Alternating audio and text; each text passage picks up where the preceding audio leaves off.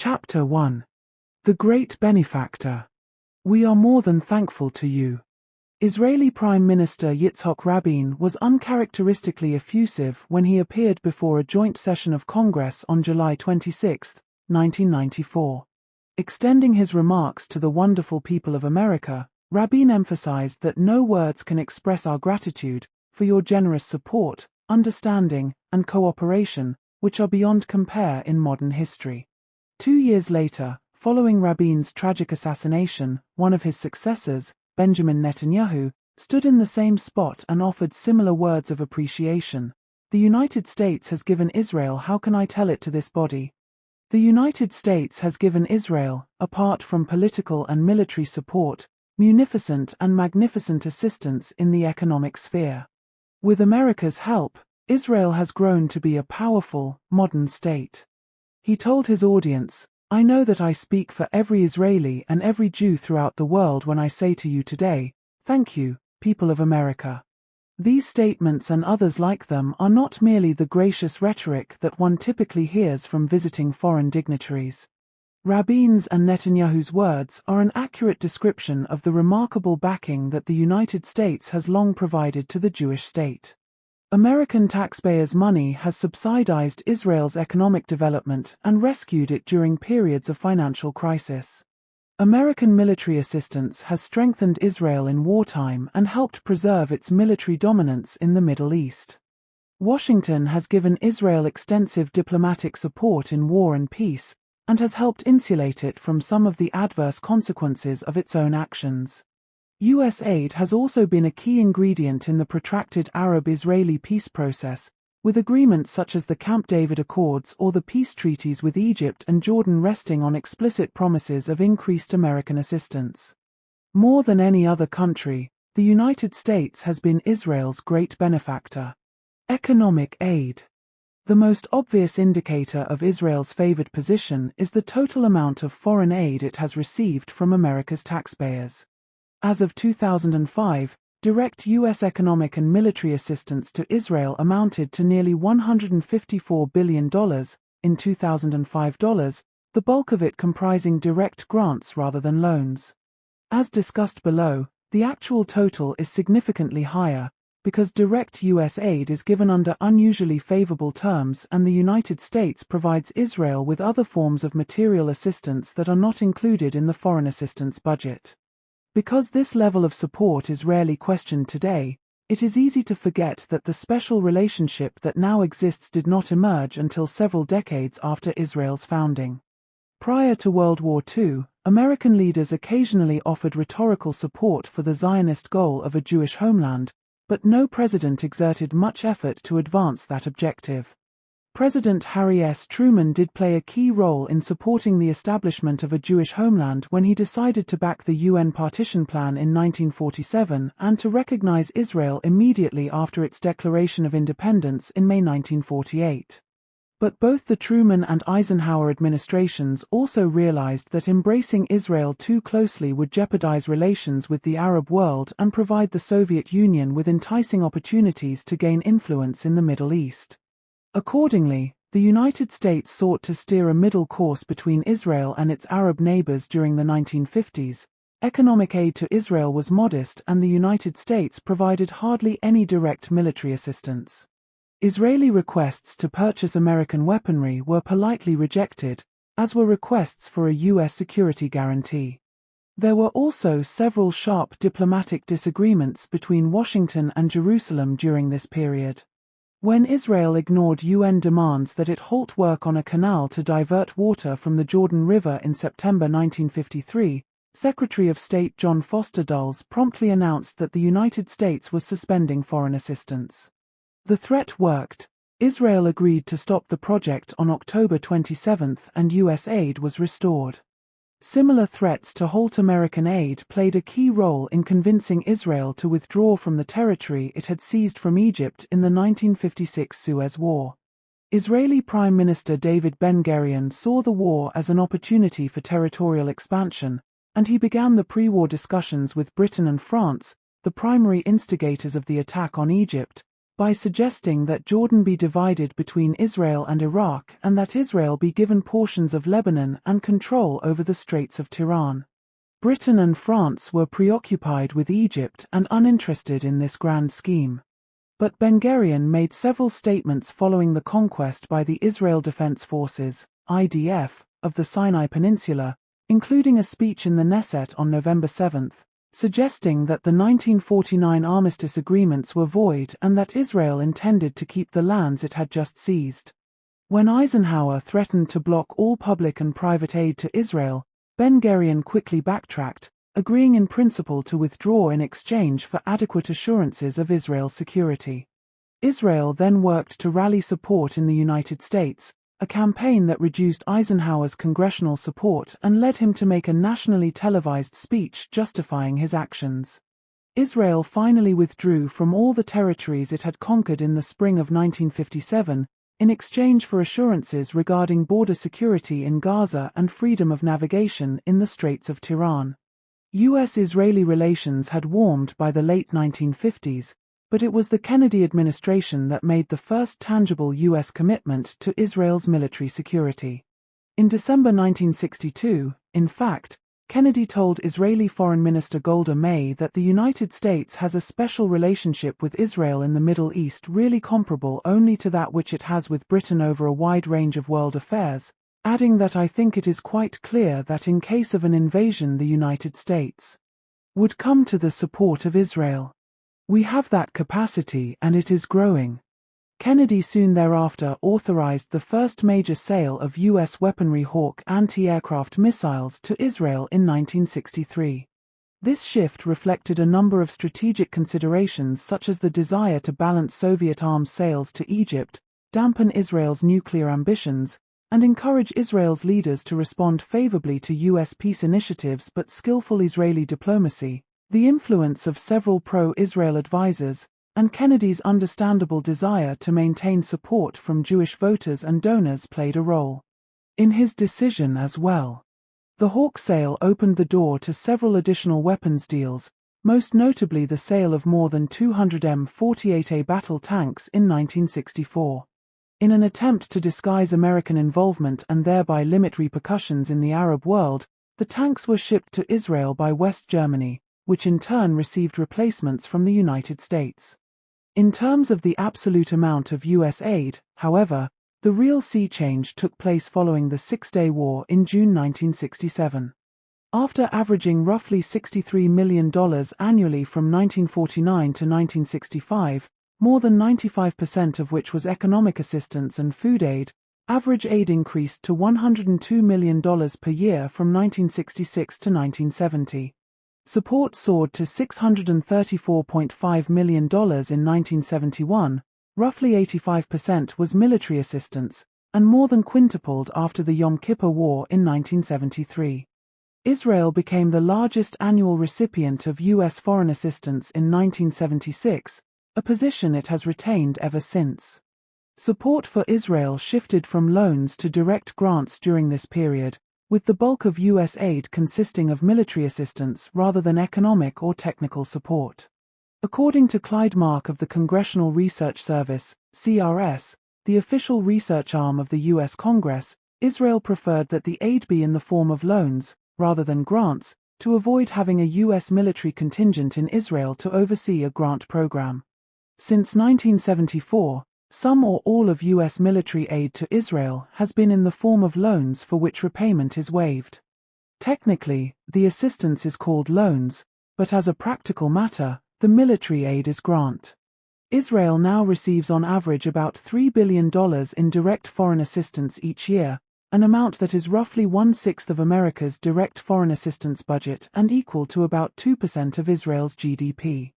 In recent years, about 75% of U.S. assistance has been military aid, with the remainder broken down into various forms of economic aid.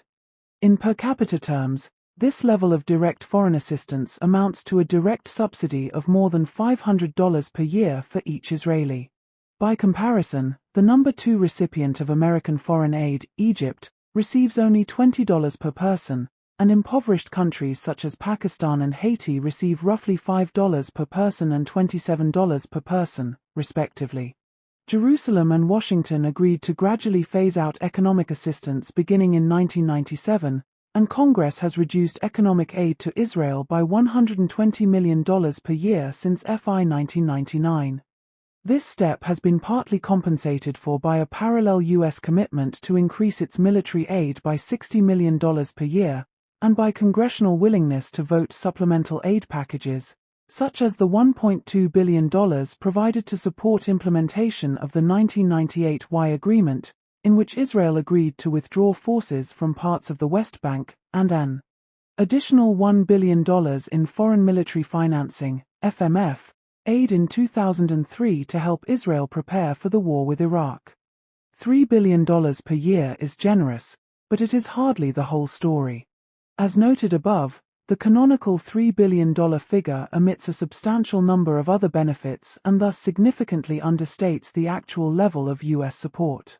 Indeed, in 1991, Representative Lee Hamilton, DIN, told reporters that Israel was one of 3 countries whose aid substantially exceeds the popularly quoted figures and said the annual figure was in fact more than $4.3 billion. The discrepancy arises in part because Israel gets its aid under more favorable terms than most other recipients of U.S. assistance. Most recipients of American foreign aid get their money in quarterly installments, but since 1982, the annual foreign aid bill has included a special clause specifying that Israel is to receive its entire annual appropriation in the first 30 days of the fiscal year. This is akin to receiving your entire annual salary on January 1st and thus being able to earn interest on the unspent portion until you used it. Because the U.S. government normally runs budget deficits, transferring the aid all at once requires it to borrow the necessary amount of money upfront, and the CRS estimates that it costs U.S. taxpayers between $50 and $60 million per year to borrow funds for the early, lump sum payment. Moreover, the U.S. government ends up paying Israel additional interest when Israel reinvests the unspent portion in U.S. Treasury bills. According to the U.S. Embassy in Israel, early transfer of FMF funds has enabled Israel to earn some $660 million in extra interest as of 2004. Israel has also received excess defense articles, surplus U.S. military equipment provided to friendly nations either free of charge or heavily discounted, beyond the normal limits imposed by the 1976 Arms Export Control Act. This limit was originally set at $250 million, excluding ships, but the Appropriations Bill of November 5, 1990, authorized a one-time only transfer to Israel of $700 million worth of surplus U.S. equipment in 1991. Likewise, the FMF program normally requires recipients of U.S. military assistance to spend all of the money here in the United States to help keep American defense workers employed. Congress grants Israel a special exemption in the annual appropriations bill, however, authorizing it to use about 1 out of every 4 U.S. military aid dollars to subsidize its own defense industry. No other recipient of U.S. military assistance has been granted this benefit, notes a recent CRS report, and the proceeds to Israeli defense firms from purchases with U.S. funds have allowed the Israeli defense industry to achieve necessary economies of scale and become highly sophisticated. By 2004, in fact, Israel, a comparatively small country, had become the world's 8th largest arms supplier. Along with Egypt and Turkey, Israel is also permitted to apply its entire FMF funding to meet its current year obligations, rather than having to set aside portions to cover expected costs in subsequent years. According to the U.S. General Accounting Office, GAO, this cash flow method of financing permits a country to order more defense goods and services than it normally could because less money must be reserved when a contract is signed. Israel can make its payments as long as the United States continues to provide similar amounts of aid, a situation that makes it harder for the United States to reduce its support in the future. And in a further manipulation of the methods of financing, recipients of U.S. aid are normally expected to draw down FMF loans and grants at an equal rate, but Israel is allowed to draw down the grant, or waived, portions of its FMF allocation before it uses any loaned portions. By delaying the date on which the loan is activated, This procedure reduces the amount of interest that Israel owes Uncle Sam. Remarkably, Israel is the only recipient of U.S. economic aid that does not have to account for how it is spent. Aid to other countries is allocated for specific development projects, HIV/AIDS prevention, counter-narcotics programs, children's health, democracy promotion, improving education, etc., but Israel receives a direct lump sum cash transfer. This exemption makes it virtually impossible for the United States to prevent its subsidies from being used for purposes that it opposes, such as building settlements on the West Bank. According to the CRS's Clyde Mark, because U.S. economic aid is given to Israel as direct government-to-government budgetary authority without any specific project accounting, and money is fungible, there is no way to tell how Israel uses U.S. aid. Another form of U.S. support is loan guarantees that permit Israel to borrow money from commercial banks at lower rates, thereby saving millions of dollars in interest payments. Israel requested and received approximately $10 billion in loan guarantees from the United States in the early 1990s in order to finance the costs of settling Soviet Jews immigrating to Israel. The U.S. government does not provide funds directly in a loan guarantee, it merely undertakes to reimburse private lenders in the event of a default, and advocates of these measures often claim that there is no real expenditure and thus no real cost to the U.S. taxpayer. Loan guarantees do have budgetary consequences, however, because Congress must appropriate funds to cover an estimate of what could be lost over the life of the loan based on its net present value. Estimates for the cost of the 1992 loan guarantee range from $100 million to $800 million. Washington authorized a second round of loan guarantees in 2003, totaling nearly $9 billion, to help Israel prepare for the war with Iraq, deal with a protracted economic crisis, and cover the costs imposed by the Second Palestinian Intifada. Because Israel is legally barred from using U.S. economic aid in the occupied territories, the actual amount allocated was eventually reduced by an amount equivalent to Israel's estimated expenditures on settlement construction. This reduction is not as severe as it may sound, however, as it involved no decrease in direct U.S. aid and merely forced Israel to pay a slightly higher interest rate on a small portion of the borrowed funds. In addition to government-subsidized aid and loan guarantees, Israel receives an estimated $2 billion annually in private donations from American citizens, roughly half in direct payments and half via the purchase of State of Israel bonds. These bonds receive favorable treatment in U.S. law, although the interest paid on them is not tax-exempt. Congress specifically exempted them from the provisions of the 1984 Deficit Reduction Act, which imposed additional tax penalties on other bonds with yields below the federal rate. Similarly, private donations to charities in most foreign countries are not tax-deductible, but many private donations to Israel are, due to a special clause in the U.S.-Israel Income Tax Treaty.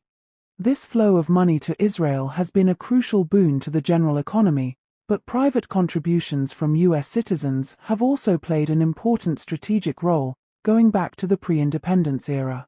In his memoirs, Israeli Prime Minister Shimon Peres revealed that private contributions from wealthy diaspora Jews, including several Americans, had helped finance Israel's clandestine nuclear program in the 1950s and 1960s. According to the Israeli journalist Michael Karpin, a key coordinator of this fundraising effort was Abraham Feinberg, a well-connected U.S. businessman, philanthropist, and political advisor, and contributors to the campaign reportedly included Canadian beverage magnate Samuel Bronfman and several members of the Rothschild family. Feinberg never divulged the names of the American donors, however, and his own role has never been officially confirmed. Today, groups like the Friends of Israel Defense Forces raise funds in the United States to support social, educational, cultural and recreational programs and facilities for the young men and women soldiers of Israel who defend the Jewish homeland. One recent dinner in New York reportedly raised some $18 million in contributions, which are tax-deductible under U.S. law. Other private donations from U.S. citizens have also helped subsidize Israel's prolonged campaign to colonize the occupied territories. These contributions to settlements in the West Bank, including those made via U.S. charities or other friends of organizations, are not supposed to be tax-exempt in the United States, but such restrictions are inherently difficult to enforce and were loosely monitored in the past. For example, in order to safeguard the tax-exempt status of U.S. donations to the Jewish Agency for Israel, a quasi-governmental organization that helps settle new arrivals in Israel, the task of aiding settlements in the occupied territories was taken out of the agency's settlement department and assigned to a new settlement division within the World Zionist Organization, WZO. But as Gershom Gorenberg points out, the division was a shell that contracted all services from the Jewish Agency. The change kept the U.S. Jewish philanthropies clear of the occupied territories. On the ground, the same people continued the same efforts. This problem was underscored when an official Israeli government study directed by Talia Sasson, former chief criminal prosecutor, revealed that the settlement division of the WZO, which receives support from prominent Jewish organizations all over the world, was actively involved in the creation of unauthorized settlements in the occupied territories. More broadly, because Israeli charities operate beyond the reach of U.S. tax authorities, donations from Jewish and Christian evangelical organizations are hard to monitor once they are transferred to Israel. In practice, therefore, the U.S. government cannot easily determine the extent to which tax-exempt private donations are being diverted for unauthorized purposes. All this largesse is especially striking when one realizes that Israel is not a poor or devastated country like Afghanistan, Niger, Burma, or Sierra Leone. On the contrary, Israel is now a modern industrial power. Its per capita income in 2006 was 29th in the world, according to the International Monetary Fund, and is nearly double that of Hungary and the Czech Republic, substantially higher than Portugal's, South Korea's, or Taiwan's, and far outstrips every country in Latin America and Africa. It ranks 23rd in the United Nations 2006 Human Development Report and 38th in the Economist Intelligence Unit's 2005 Quality of Life rankings.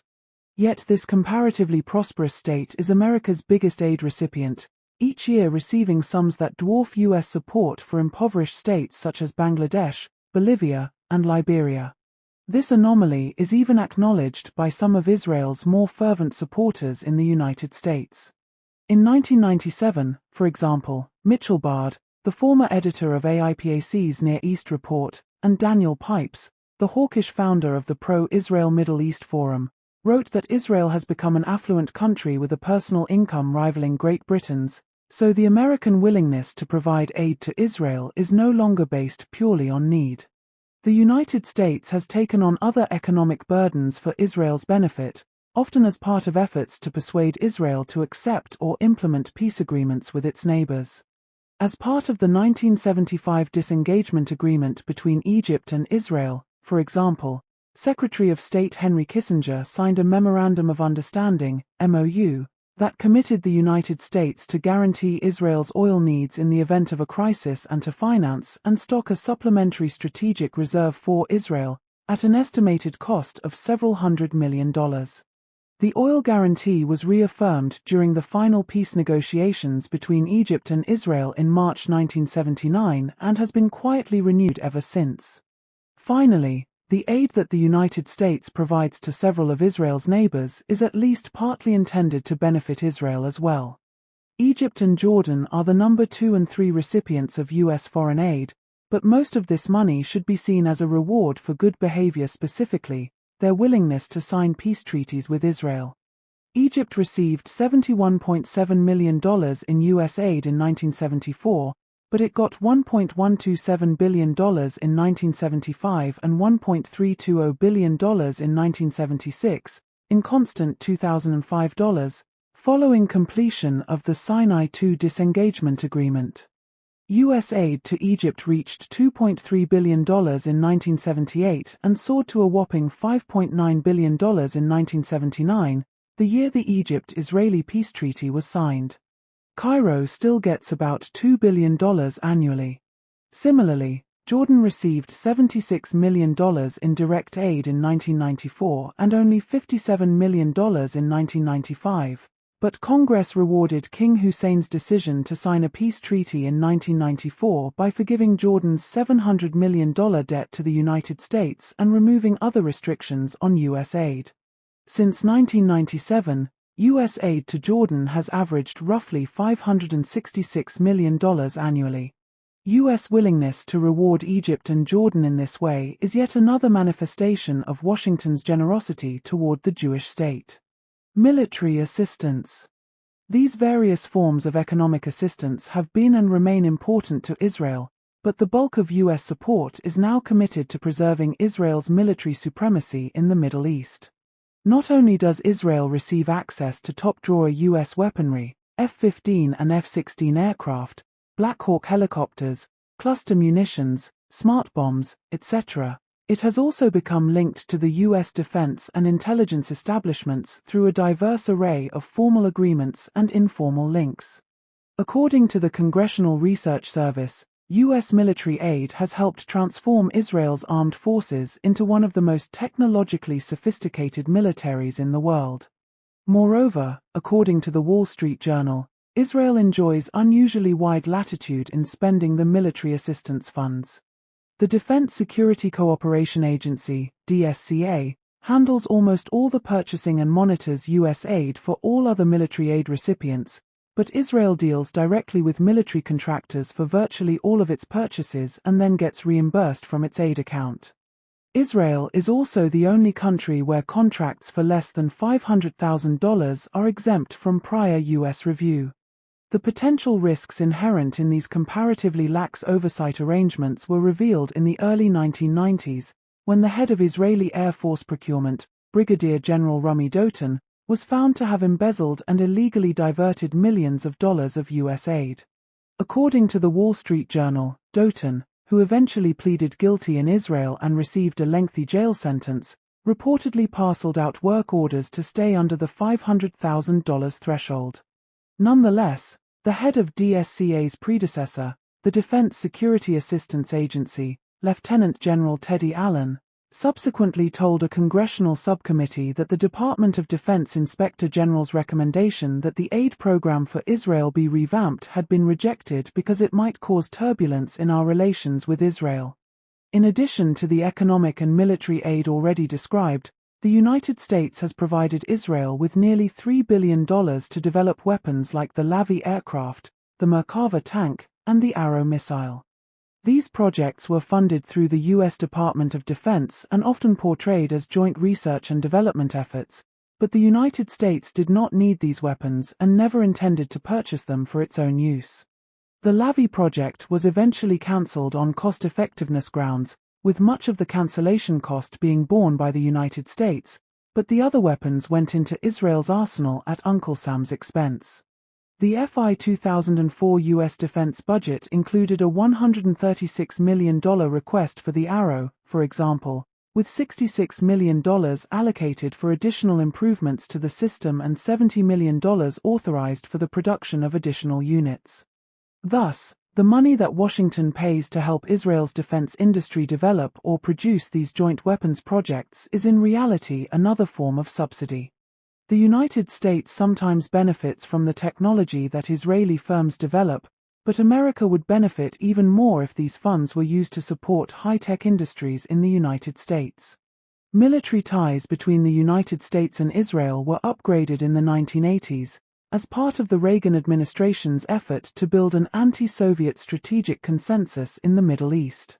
Secretary of Defense Caspar Weinberger and Israeli Minister of Defense Ariel Sharon signed a Memorandum of Understanding in 1981 establishing a framework for continued consultation and cooperation to enhance their national security. This agreement led to the creation of a Joint Security Assistance Planning Group, JSAP, and Joint Political Military Group, which meet regularly to review Israel's aid requests and to coordinate military plans, joint exercises, and logistical arrangements. Although Israeli leaders had hoped for a formal treaty of alliance and were disappointed by the limited nature of the framework agreement, it was a more formal expression of a U.S. commitment than earlier presidential statements, such as Kennedy's private remarks to Golda Meir in 1962. Despite tensions over a wide array of issues, U.S. arms sales to Saudi Arabia, the 1981 bombing of Iraq's nuclear reactor, Israel's annexation of the Golan Heights in December 1981, its invasion of Lebanon in 1982, and its abrupt rejection of the Reagan Plan for Peace in September 1982. Security cooperation between Israel and the United States increased steadily in the Reagan years. Joint military exercises began in 1984, and in 1986 Israel became one of 3 foreign countries invited to participate in the U.S. Strategic Defense Initiative, aka Star Wars. Finally, in 1988, a new Memorandum of Agreement reaffirmed the close partnership between Israel and the United States and designated Israel a major non-NATO ally, along with Australia, Egypt, Japan, and South Korea. States enjoying this status are eligible to purchase a wider array of U.S. weapons at lower prices, get priority delivery on war surplus material, and participate in joint research and development projects and U.S. counterterrorism initiatives. Commercial firms from these states also get preferential treatment when bidding for U.S. defense contracts. Security links between the two countries have expanded ever since. The United States began prepositioning military supplies in Israel in 1989, and Congress voted in 2006 to increase the stockpile from roughly $100 million to $400 million by 2008. This policy has been justified as a way to enhance the Pentagon's ability to respond quickly to a regional crisis, but prepositioning U.S. supplies in Israel is actually an inefficient way to prepare for this contingency, and the Pentagon has never been enthusiastic about this policy. According to Shai Feldman, former head of Tel Aviv University's Jaffe Institute of Strategic Studies, present arrangements permit the storage only of material that could also be used in an emergency by Israeli forces. In the view of Pentagon planners, this implies that the United States cannot be absolutely certain that arms and ammunition stored in Israel would be available in a crisis situation. Moreover, this dual-use arrangement means that instead of storing weapons and ordnance for pre-designated U.S. units, weapons would have to be distributed from general stocks under crisis conditions and then integrated into different combat units, creating a logistical nightmare. The real purpose of the stockpile program is to enhance Israel's material reserves, and it is hardly surprising that Inet News, a web news service affiliated with the Israeli newspaper Yedioth Aharonoth, reported in December 2006 that a great portion of the American equipment stored in Israel was used for combat in the summer 2006 war in Lebanon. Building on the other working groups created during the 1980s, the United States and Israel established a joint anti-terrorism working group in 1996 and set up an electronic hotline between the Pentagon and Israel's Ministry of Defense. Further cementing the links between the two states, Israel was given access to the U.S. satellite-based missile warning system in 1997. Then, in 2001, the two states established an annual interagency strategic dialogue to discuss long-term issues. The latter forum was temporarily suspended during a dispute over Israeli sales of American military technology to China, but it reconvened in November 2005. As one would expect, U.S.-Israeli security cooperation also extends to the realm of intelligence. Cooperation between U.S. and Israeli intelligence services dates back to the late 1950s, and by 1985 the two countries had reportedly signed some 24 intelligence-sharing arrangements. Israel gave the United States access to captured Soviet weaponry and to reports from émigrés from the Soviet bloc, while the United States provided Israel with satellite imagery during the 1973 October War and prior to the 1976 Entebbe hostage rescue, and reportedly helped finance several Israeli intelligence operations in Africa. In the early 1980s, the United States even gave Israel access to certain forms of intelligence that it denied its closest NATO allies. In particular, Israel reportedly received almost unlimited access to intelligence from the sophisticated KH-11 reconnaissance satellite, not only the information, but the photos themselves, according to the head of Israeli military intelligence, while British access to the same source was much more limited. Access to this data was restricted following Israel's raid on Iraq's Osirak reactor in 1981, but the first President Bush is believed to have authorized the transfer of real-time satellite information about Iraq's Scud attacks during the 1991 Gulf War.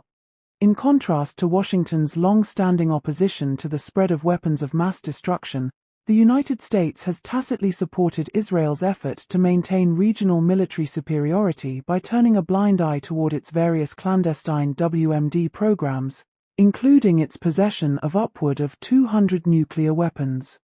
The U.S. government has pressed dozens of states to sign the 1968 Non-Proliferation Treaty, NPT, but American leaders did little to pressure Israel to halt its nuclear program and sign the agreement.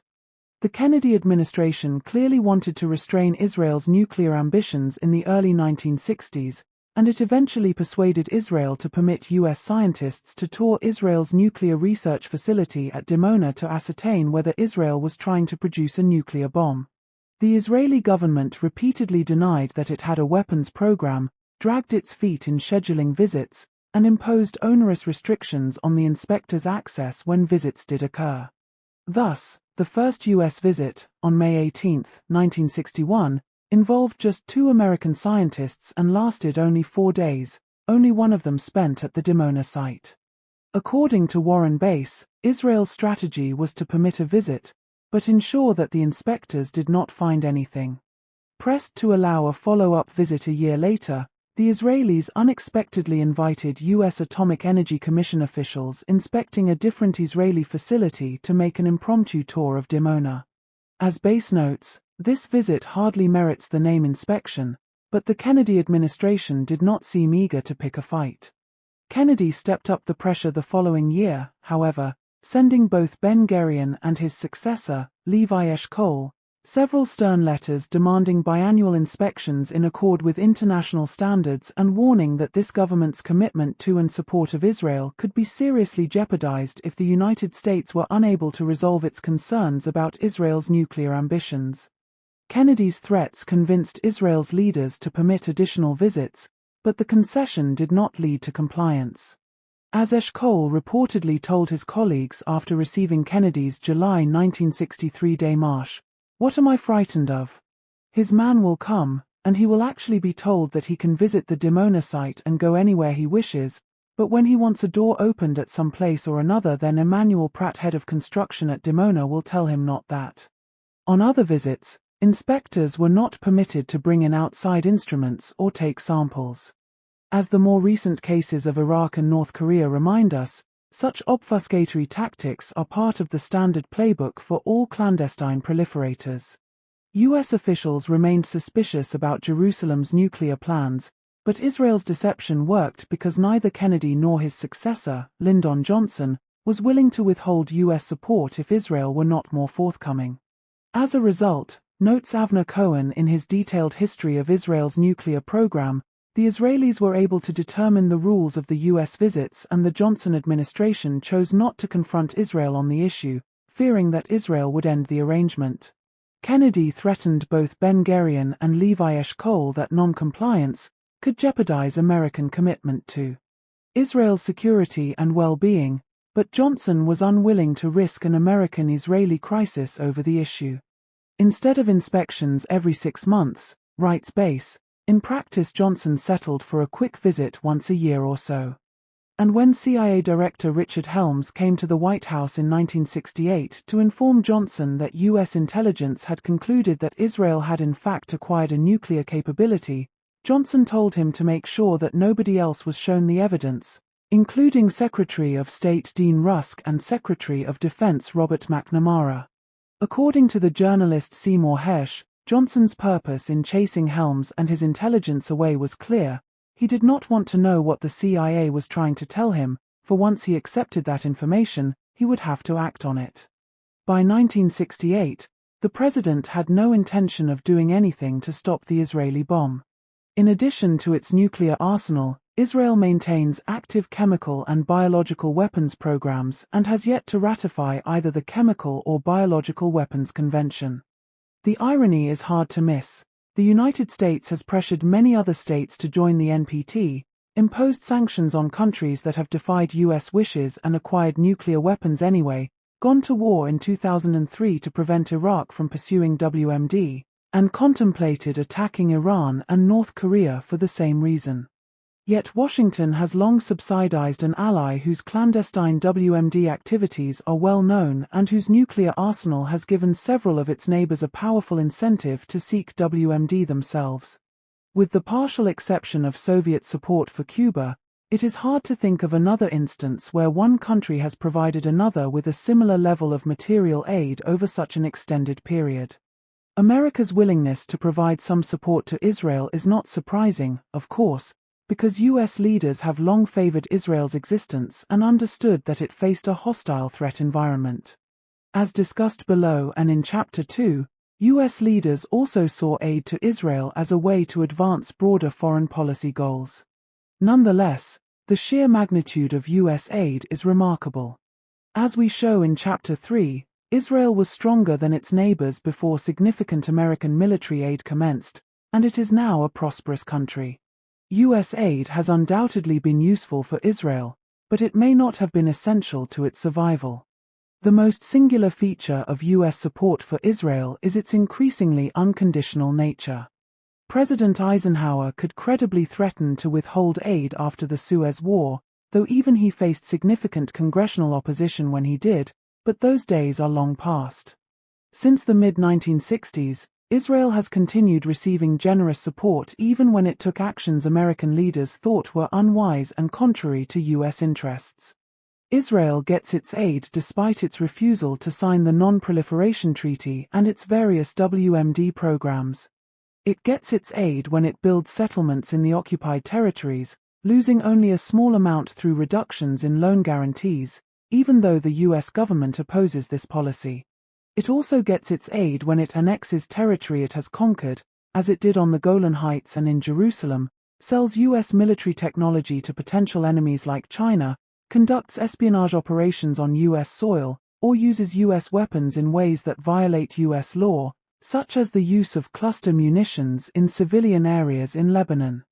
It gets additional aid when it makes concessions for peace, but it rarely loses American support when it takes actions that make peace more elusive. And it gets its aid even when Israeli leaders renege on pledges made to U.S. presidents. Menachem Begin promised Ronald Reagan that he would not lobby against the proposed sale of AWACS aircraft to Saudi Arabia in 1981, for example, but Begin then went up to Capitol Hill and told a Senate panel that he opposed the deal. One might think that U.S. generosity would give Washington considerable leverage over Israel's conduct, but this has not been the case.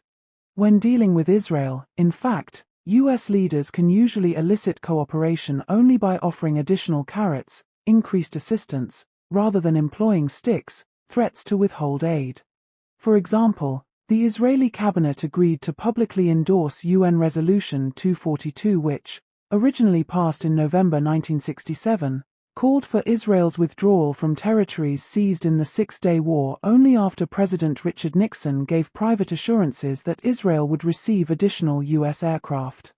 Moreover, its acceptance of the ceasefire agreement that ended the so-called War of Attrition with Egypt, a protracted series of air, artillery, and infantry clashes that began along the Suez Canal in March 1969 and continued until July 1970, was bought by a U.S. pledge to accelerate aircraft deliveries to Israel to provide advanced electronic countermeasures against Egypt's Soviet-supplied anti-aircraft missiles, and, more generally, to maintain the balance of power. According to Shimon Peres, who served as minister without portfolio during this period, as to the question of U.S. pressure on us to accept their program, I would say they handled us more with a carrot than with a stick. In any event, they never threatened us with sanctions. This pattern continued through the 1970s, with Presidents Nixon, Ford, and Carter pledging ever larger sums of aid in the course of the disengagement talks with Egypt and during the negotiations that led to the 1978 Camp David Accords and the 1979 Egyptian-Israeli peace treaty. Specifically, U.S. aid to Israel increased from $1.9 billion in 1975 to $6.29 billion in 1976, following completion of the Sinai II Agreement, and from $4.4 billion in 1978 to $10.9 billion in 1979, following the final peace treaty with Egypt. As discussed below, The United States also made a number of other commitments to Israel in order to persuade it to sign. In much the same way, the Clinton administration gave Israel increased assistance as part of the peace treaty with Jordan in 1994, and Clinton's efforts to advance the Oslo peace process led him to pledge an additional $1.2 billion in military aid to Israel to win Israel's acceptance of the 1998 Y agreement. Prime Minister Netanyahu suspended the Y agreement shortly after it was signed, however, following a violent confrontation between a Palestinian crowd and two Israeli citizens. According to U.S. negotiator Dennis Ross, it was hard to escape the conclusion that Bibi Netanyahu was seizing on this incident to avoid further implementation. This was unfortunate, because the Palestinians were working diligently to carry out most of their commitments under Y, particularly in the area of making arrests and fighting terror. Yet, as the Israeli scholar Abraham Ben-Zvi observes, the Clinton administration's frustration with Netanyahu's style was rarely translated into policy that harmed the American-Israeli special relationship.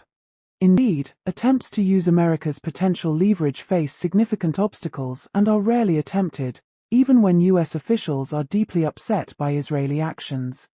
When President Gerald Ford and Secretary of State Henry Kissinger grew impatient with Israeli intransigence during the disengagement negotiations with Egypt in 1975, a threat to curtail aid and conduct a far-reaching reassessment of U.S. policy was derailed when 76 senators signed a letter sponsored by AIPAC demanding that Ford remain responsive to Israel's economic and military needs.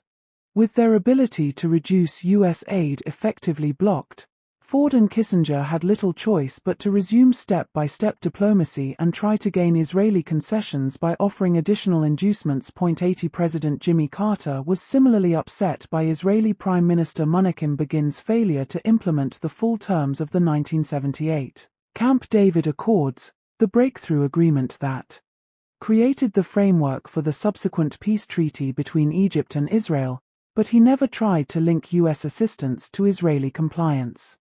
Clinton administration officials were equally frustrated when Prime Ministers Netanyahu and Barak did not live up to all of Israel's commitments in the Oslo agreements, and Clinton was reportedly furious when Barak reneged on a commitment to transfer 3 Jerusalem villages to Palestinian control, declaring that Barak was making him a false prophet in the eyes of another foreign leader, Yasser Arafat. Clinton also erupted when Barak tried to shift ground during the 2000 Camp David summit, telling him, "I can't go see Arafat with a retrenchment. You can sell it. There is no way I can. This is not real. This is not serious." Yet Clinton did not react to these maneuvers by threatening to withhold support. To be sure, America has occasionally withheld aid temporarily in order to express displeasure over particular Israeli actions, but such gestures are usually symbolic and short-lived, and have little lasting effect on Israeli conduct.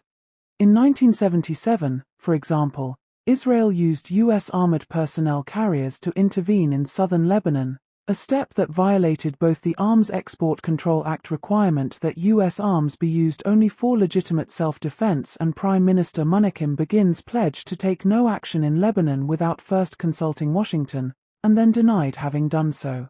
After sophisticated intelligence information exposed Israel's deception, the Carter administration threatened to terminate future military shipments and Begin ordered that the equipment be withdrawn. A similar example is the Reagan administration's decision to suspend the 1981 Memorandum of Understanding on Strategic Cooperation following Israel's de facto annexation of the Golan Heights, but Reagan later implemented the key provisions of the agreement even though Israel never reversed the annexation. The United States also halted shipments of cluster munitions after Israel violated prior agreements regarding their use during the 1982 invasion of Lebanon, but began supplying them again in 1988. U.S. pressure also helped persuade Israel not to conduct a full-fledged assault on the PLO forces that had taken refuge in Beirut after Israel's 1982 invasion, but Israel's leaders were themselves reluctant to take this step and thus did not need much convincing.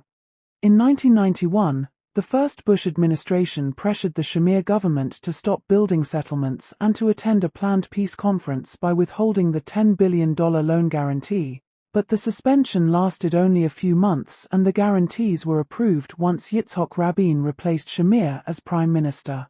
Israel agreed to halt construction of new settlements but continued to expand the existing blocks, and the number of settlers in the occupied territories increased by 8,000, 14.7%, in 1991, by 6,900, 10.3%, in 1993, by 6,900, 9.7%, in 1994, and by 7,300, 9.1%, in 1996, rate significantly higher than Israel's overall population growth during these years.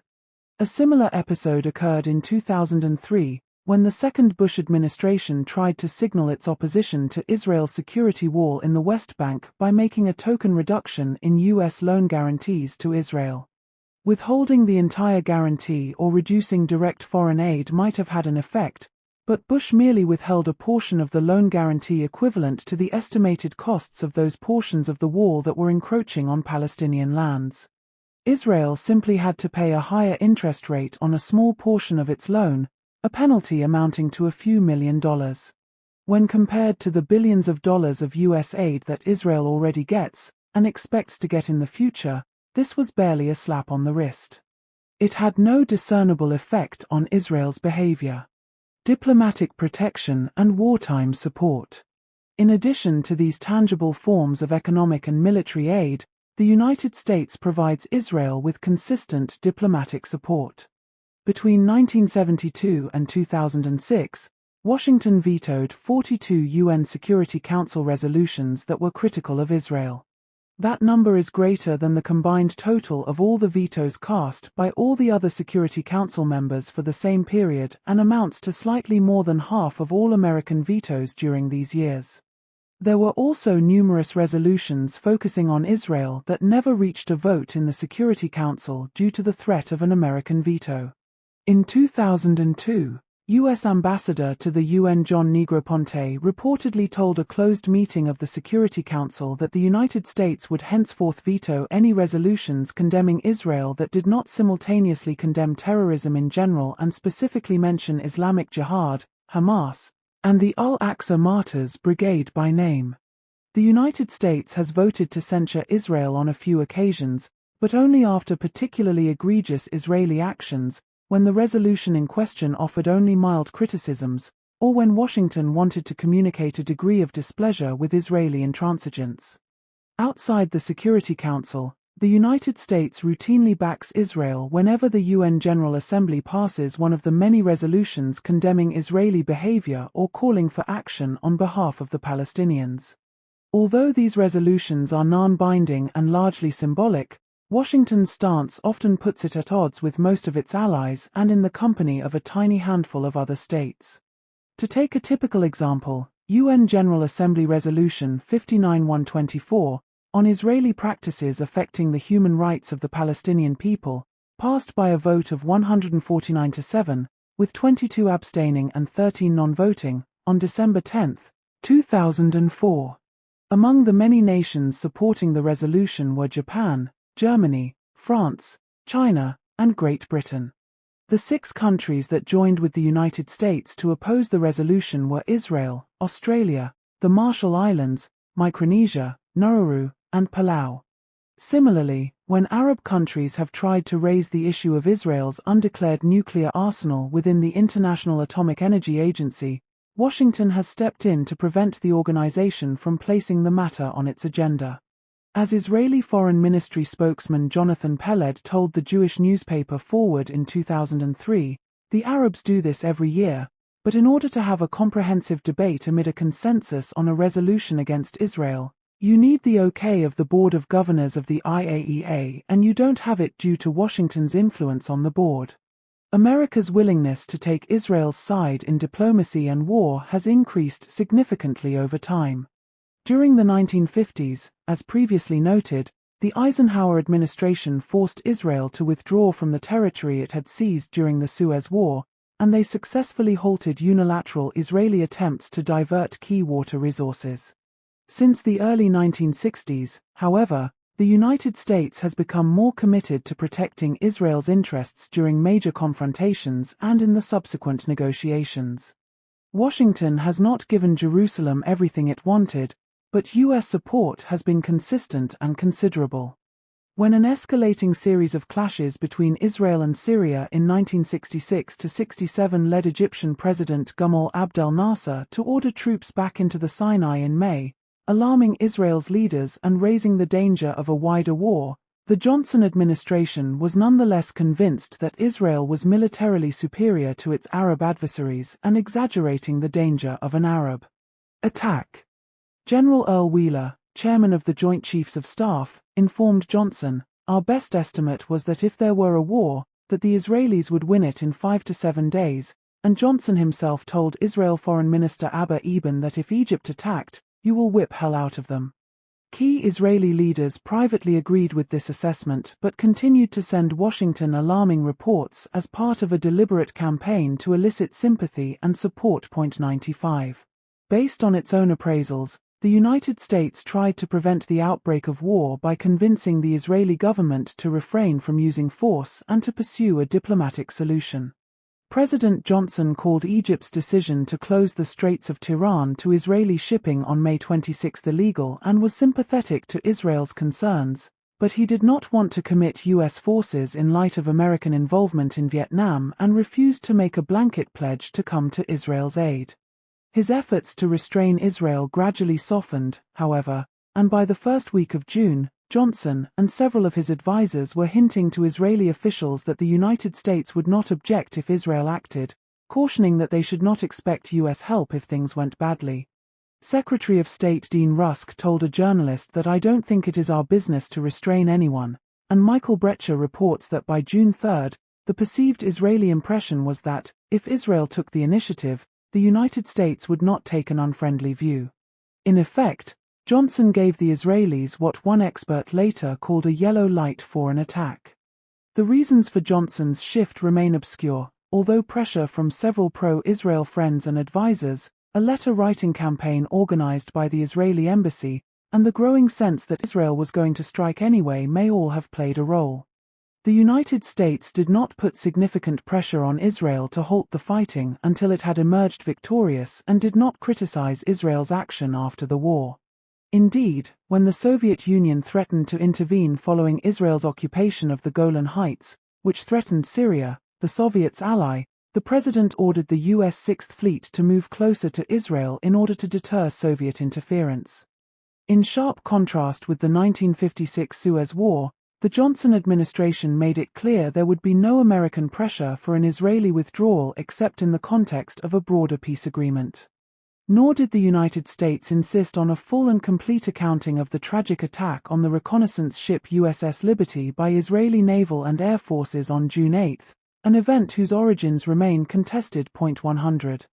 The United States may not have given Israel the diplomatic and military protection it originally sought at the onset of the crisis, but there was no doubt where America's sympathies lay. The United States tilted even more strongly toward Israel during the 1969–70 War of Attrition. Aid to Israel increased during the fighting, consistent with Nixon and Kissinger's belief that steadfast support for Israel would reveal the limited value of Soviet aid and eventually convince Moscow's Arab clients to realign with the United States. Although the Nixon administration did not give Israel all the weapons it asked for, which occasionally led to sharp exchanges between the two governments, the United States did provide increased arms supplies while doing relatively little to encourage Israeli concessions in the various peace talks that occurred during this period. When the escalating violence raised new fears of a possible superpower confrontation, however, Washington took the lead in arranging a ceasefire and persuaded Israel to accept it by promising significant aid increases. A Memorandum of Understanding in 1972 committed the United States to provide planes and tanks on a long-term basis, and Nixon and Kissinger pledged to consult Israel before offering any new peace proposals. By doing so, one of the world's two superpowers had in effect given a small country a quasi-veto over subsequent diplomatic initiatives. By the early 1970s, writes William Quandt, United States Middle East policy consisted of little more than open support for Israel, and Israeli Foreign Minister Abba Eban later termed this period the Golden Age in U.S. arms supplies. U.S. support was even more dramatic during the October War in 1973. Nixon and Kissinger were initially confident that Israel would win a quick victory and believed that America's post-war leverage would be maximized if its support for Israel was not too overt and Israel did not win too decisively. As Kissinger recounts in his memoirs, if Israel won overwhelmingly as we first expected, we had to avoid becoming the focal point of all Arab resentments. We had to keep the Soviet Union from emerging as the Arabs' savior. If the unexpected happened and Israel was in difficulty, we would have to do what was necessary to save it. 103. Given these expectations and strategic objectives, the United States responded slowly to Israel's initial requests for help. When Israel encountered unexpected difficulties and began running short of critical military supplies, however, Nixon and Kissinger ordered a full-scale airlift of vital military equipment, paid for with a $2.2 billion grant of supplemental military aid. Although the tide of battle had already turned before significant U.S. aid arrived, the assistance boosted Israel's morale and helped seal its victory. Unfortunately for the United States, the resupply effort also triggered an Arab oil embargo and production decrease that quickly sent world oil prices soaring and imposed significant economic costs on the United States and its allies. Within certain limits, U.S. diplomacy during the war favored Israel. The United States helped convince King Hussein of Jordan to remain on the sidelines, and Kissinger handled the ceasefire negotiations, most notably his talks with Soviet leaders in Moscow on October 21, with an eye toward preserving Israel's freedom of action until the final stages of the war. Nixon had instructed Kissinger to tell Soviet General Secretary Leonid Brezhnev that the United States wanted to use the war to impose a comprehensive peace in the Middle East, but in Moscow Kissinger successfully pressed for a simple ceasefire that would leave Israel with the upper hand and facilitate subsequent efforts to exclude the Soviet Union from the peace process. According to the historian Kenneth Stein, the American compiled minutes of the 3 meetings that Kissinger attended with Brezhnev unequivocally show that he accurately and repeatedly represented Israeli interests to Moscow, almost totally contrary to Nixon's preferences. Israel's leaders resented what they saw as Soviet-American collusion to author a ceasefire, but as Stein notes, Kissinger, while not representing Israel to the Kremlin, certainly presented Israel's concerns. When the Security Council passed a ceasefire resolution on October 22, calling for an end to all fighting within 12 hours, Kissinger permitted Israel to violate it in order to consolidate its military position. He had previously told Israeli Ambassador Simcha Dinitz that Israel would be well advised to use the time afforded by his trip to Moscow to complete its military operations, and according to the National Security Archive, a Washington-based research group that specializes in declassified U.S. sources, Kissinger secretly gave Israeli authorities a green light to breach the ceasefire agreement. In order to buy time for Israeli military advances despite the impending ceasefire deadline.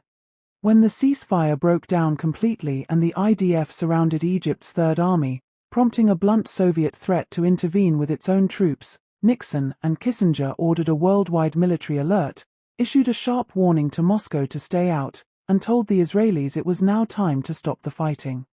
Although there was considerable hard bargaining during the subsequent step-by-step diplomacy leading to the 1975 Sinai II disengagement agreement, the United States still worked to protect Israel's interests. In addition to giving Israel increased military aid, the United States pledged to concert action with Israel when preparing for a subsequent peace conference and gave Israel a de facto veto over PLO participation in any future peace talks. Indeed, Kissinger promised that the United States would not recognize or negotiate with the PLO so long as it did not recognize Israel's right to exist or accept UN Resolutions 242 and 338, the ceasefire resolutions that ended the 1967 and 1973 wars, respectively, and called for Israel's withdrawal from occupied territories along with acknowledgement of its sovereignty and independence, a pledge that Congress codified into law in 1984.108. According to the Israeli historian Avi Shleim, Israeli Prime Minister Rabin made it clear to Kissinger that the cabinet would not ratify the Sinai II disengagement agreement unless it was accompanied by an American-Israeli agreement. Schleim terms the resulting arrangements an alliance with America in all but name. The United States came to Israel's aid once again following its ill-conceived invasion of Lebanon in 1982. Amid escalating violence between Israel and PLO forces in southern Lebanon, Israeli Defense Minister Ariel Sharon sought American approval for a military response intended to drive the PLO from Lebanon, eliminate Syrian influence, and bring the leader of the Lebanese Christians, Bashir Gemayel, to power. U.S. Secretary of State Alexander Haig appeared to give conditional approval for the scheme in his talks with Israeli officials, saying at one point that a hypothetical Israeli response should be swift, like a lobotomy, though he probably did not know the full extent of Israel's ambitions and cautioned that Israel should act only if there were, as Haig put it, an internationally recognized provocation. Israel eventually invaded in June 1982, even though Haig's criterion had not been met, but its ambitious plan to reorder Lebanese internal politics soon went awry. Although the IDF quickly routed the PLO and Syrian forces, the PLO remnants took refuge in Beirut and the IDF could not remove them without suffering extensive casualties and causing massive harm to Lebanese civilians.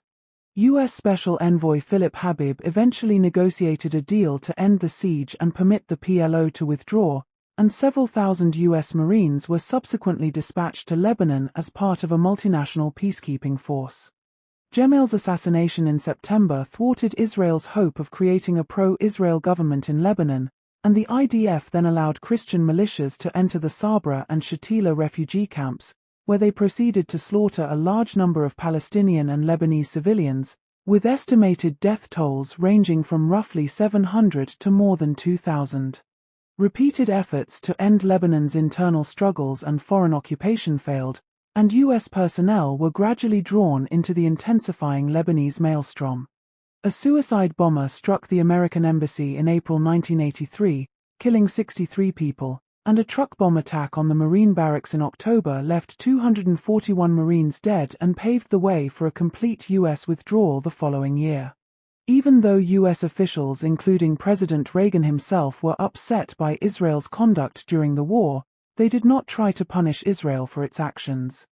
Reagan did send Israeli Prime Minister Menachem Begin a sharply worded letter on June 9, calling on him to accept a proposed ceasefire with Syria, but the IDF's objectives vis-a-vis Syria had been accomplished by that time and it involved no great sacrifice for Israel to agree. Despite verbal protestations and other gestures and occasional genuine irritation, notes the historian and diplomat Itamar Rabinovich, the United States lent Israel the political support that enabled it to proceed with the war for an unusually long time. Indeed, instead of sanctioning Israel for invading a neighboring country, Congress voted to give Israel an additional $250 million in military assistance in December 1982, over the strong objections of both President Reagan and his new Secretary of State, George P. Shultz.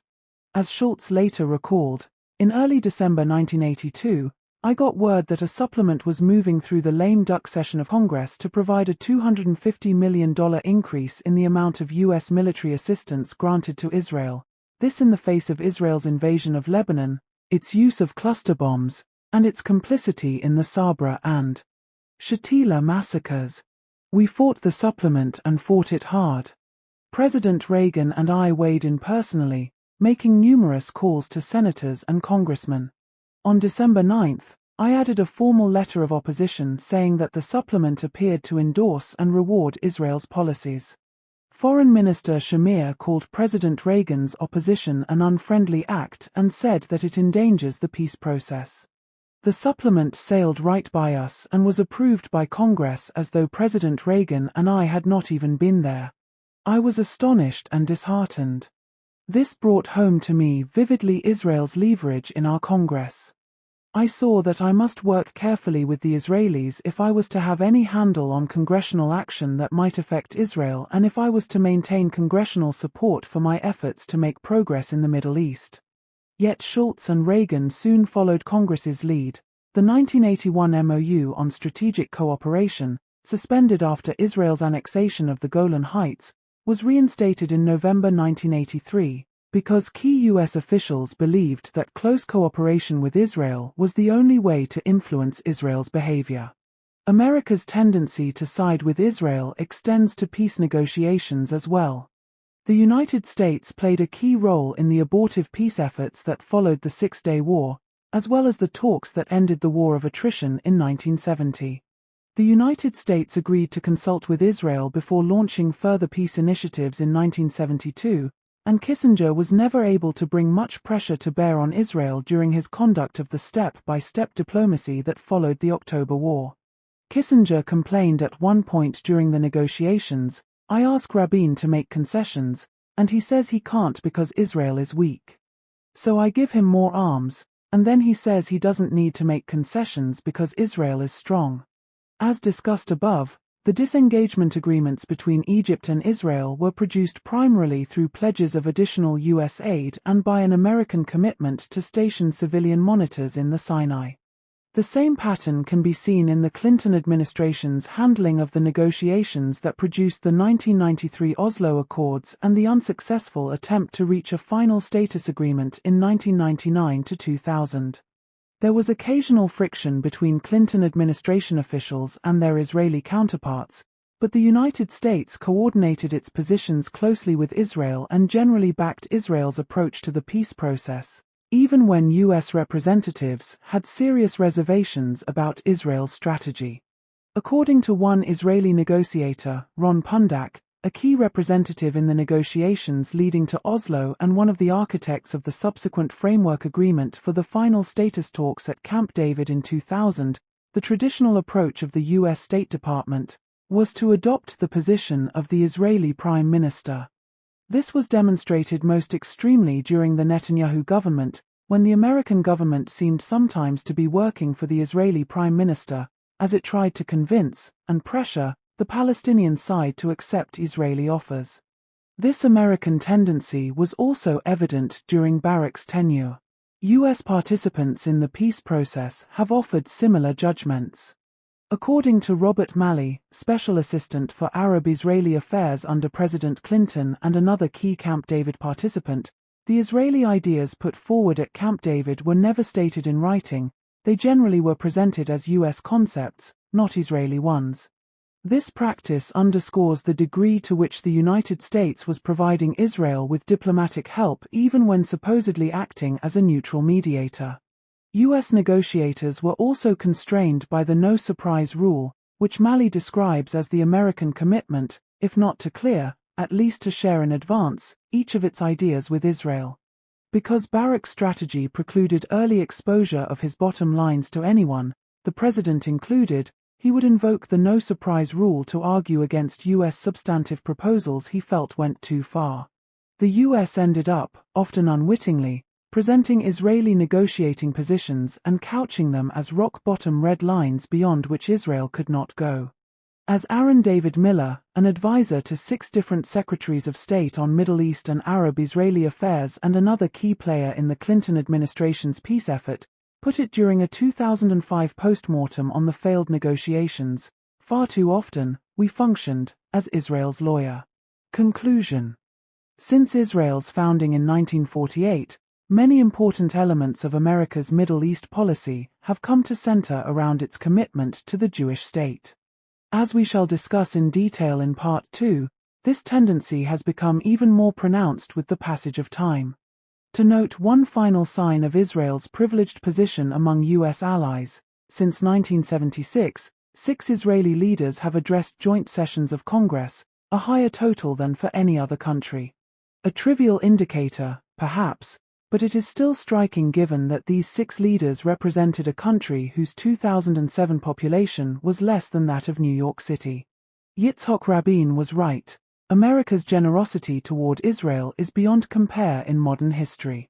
It has grown from modest beginnings to a special relationship that has no equal. As Mitchell Bard and Daniel Pipes put it, from a comparative perspective, the United States and Israel may well have the most extraordinary tie in international politics. This support has accomplished one positive end: it has helped Israel prosper. For many people, that fact alone might justify all of the support that the United States has provided over the years. Given this record, it is no surprise that a June 2003 Pew poll found that in 20 out of 21 countries surveyed, including close U.S. allies like Britain, France, Canada, and Australia, either a majority or plurality of the population believes that U.S. Middle East policy favors Israel too much. What is more surprising, perhaps, is that a plurality of Israelis, 47%, agreed. Although the United States has derived a number of benefits from its support for Israel and from Israel's undeniable achievements, it has given far more than it has gained. This generosity would be understandable if Israel were a vital strategic asset for the United States, that is, if Israel's existence and continued growth made the United States substantially safer. It would also be easy to explain if there were a compelling moral rationale for maintaining such high levels of material aid and diplomatic backing. But this is not the case. In the next 2 chapters, we show that neither strategic interests nor moral imperatives can explain why the United States continues to give Israel such generous and unconstrained support.